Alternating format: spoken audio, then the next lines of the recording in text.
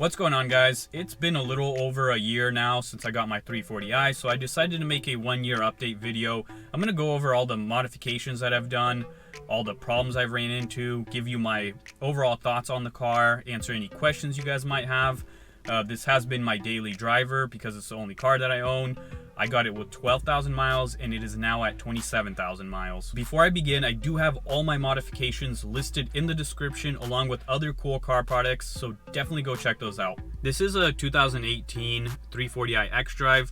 It came optioned with all the comfort/tech packages, so it has things like digital dash, rear heated seats, heated steering wheel, 360 camera, lane assist, and more. But sadly, it is missing some of the performance packages, like the track handling package, which would have given me a variable sport steering and those cool M Sport brakes, which work a lot better than the basic brakes that I have. Let's start by going over the full mod list. The aesthetic mods I did are carbon fiber wing, carbon fiber license plate frames, M Sport diffuser, smoked dynamic turn signals, blacked out reflectors, interior ambient lighting, carbon fiber handbrake cover, carbon fiber mirror caps, double slotted kidney grille, M Sport pedals, and the 19-inch Verde Access V99 wheels. I have all these mods linked in the description and also DIY videos on my channel for all of them if you're interested.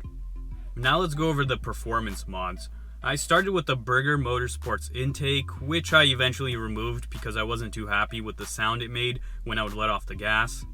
Next, I installed a Valvetronic muffler, which was still very quiet because I still had my OEM downpipe and 2 resonators on the mid pipe at the time that I installed this muffler.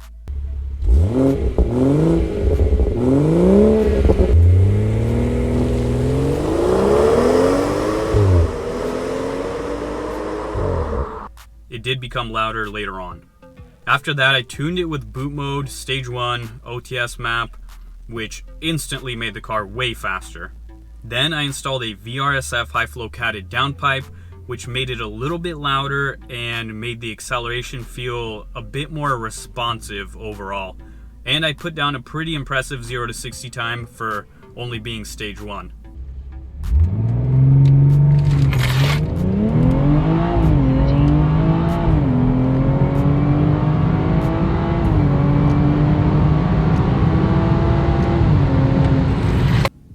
After that, I switched to the boot mode stage 2 OTS map, and that made the car a little bit quicker, although the jump from stage 1 to stage 2 isn't as big as the jump from stock to stage 1. From there, I deleted both mid-pipe resonators, and that made the car much louder in sport mode, but still very quiet on cold starts, very quiet in eco or comfort mode, so I'm still very neighborhood friendly.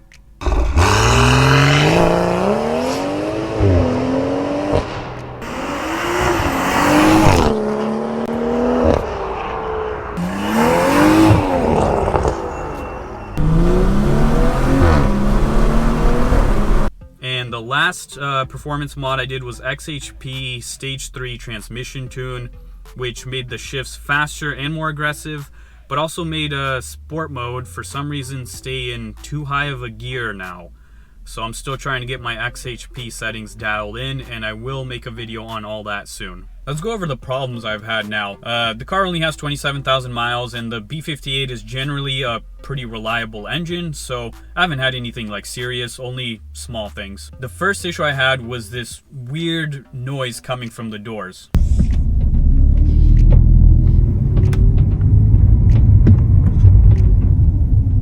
It was especially noticeable when I was driving slow through parking lots or going over speed bumps.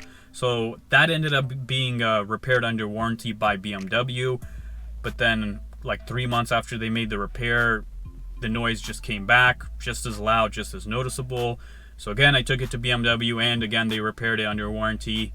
And it's been a couple months now. I hope that issue doesn't come back. The next issue I had is with the speakers in the back. Maybe I just listen to my music too loud or too much bass, but it sounds almost like they're starting to be blown on certain songs. It just doesn't sound good. I do have the Harman Kardon sound system, which is the upgraded sound system for the F30, but if you like to listen to a lot of music with a lot of bass, maybe get a sub, or I don't know, do some kind of upgrade. And the last real issue I've had with this car, which is probably the most serious one, is I get this weird whining noise coming from the front of the car. It almost sounds like a supercharger whine, and it gets louder if I drive the car more aggressively.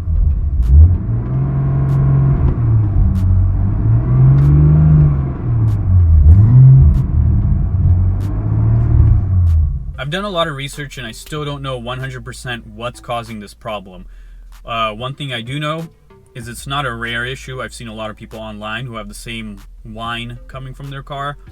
Another thing I know is it's not caused by my modifications, because it's been doing this since the day I bought the car. Before I modified anything, I was hearing it. The modifications didn't make it any louder or more noticeable at all. Other people online are saying that the ZF transmission, this is how it is. It just makes whining noises, and that's normal. It's nothing to be concerned about. Other people are saying that it was coming from their differential, and once they got it serviced, the issue went away. At this point, I don't know what to think. So if you've experienced that or know anything about it, definitely leave a comment or message me on Instagram. I'd like to know more about it. But for now, the car drives completely fine, so I guess I'm just gonna ignore it.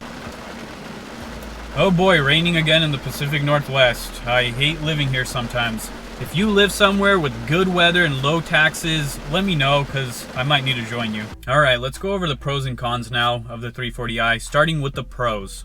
This car can be really good looking with just a few simple modifications. If you already have the M Sport package, then basically just add a lip, a diffuser, a wing, maybe lower it a little bit, get some new wheels, and really that's all you need to do to have a really good looking F30. And some F30s even come from the factory with a wing, a lip, M Sport diffuser, 19-inch wheels, carbon fiber mirror caps.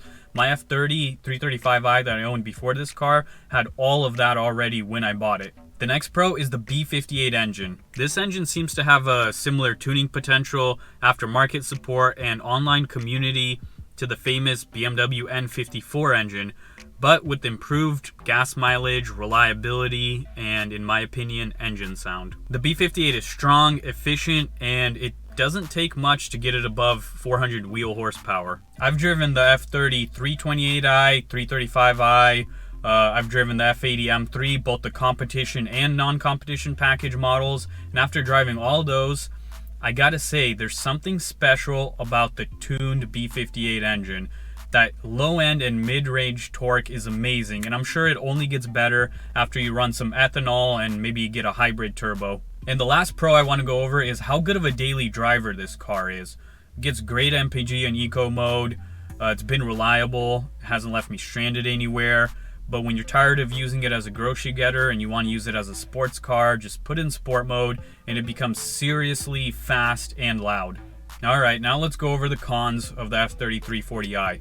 In my opinion, this car is overpriced. I got mine with 12,000 miles a little over a year ago, and I paid around $36,000. It was completely stock, pretty much perfect condition, very clean. You're not going to find a 12,000 mile 340i, well optioned, all that for $36,000 at a dealership today. Most likely you're going to find it for around $42,000, in some cases even more. And I remember early 2020 when $42,000, $45,000 would get you maybe even a low mileage F80 M3. I don't think the F30 340i should be selling for that much money. The next thing I don't like about this car is the steering feel. To me, it's just a little bit too soft and too loose. And on my old car, the F30 335i, I added a strut bar and that helped tighten things up, but it was still far from perfect.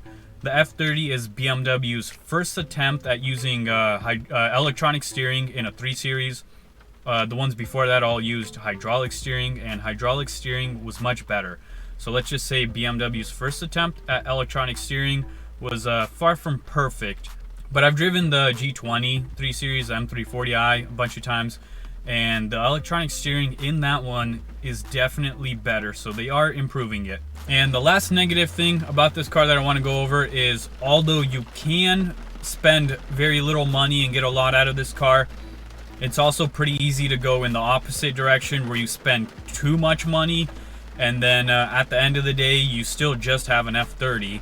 It's still not going to have the same driving characteristics, and it's not going to look as good as an actual BMW M car. Sometimes I wonder if maybe I would have been better off if I just got a cheap, reliable daily driver and then a real like dedicated sports car, instead of going for one car that can do both, and then I end up putting a ton of miles on it because it's the only car that I own. Don't get me wrong, I enjoy driving the 340 every day, but I do feel bad about putting thousands of miles on it while driving in heavy traffic, instead of just keeping it as like a fun weekend car while daily driving something else. The fact that this is my daily is also the reason I haven't lowered it yet, because a lot of the places I drive to have very steep inclines, like driveways and bumps and stuff that I have to go over, where even at stock ride height I end up scraping. I don't know what's going to be like when I do finally lower it, but obviously this is a problem you can easily solve by just getting a 340 and also having a cheap daily.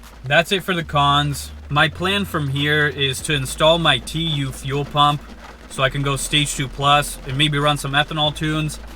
After that I should probably just lower it already, and after lowering it I can decide if I want to do a turbo upgrade or just enjoy driving the car with a stock turbo. But overall, the 340i is a great car. I do not regret selling my 335i to switch to this because the B58 engine really is that good.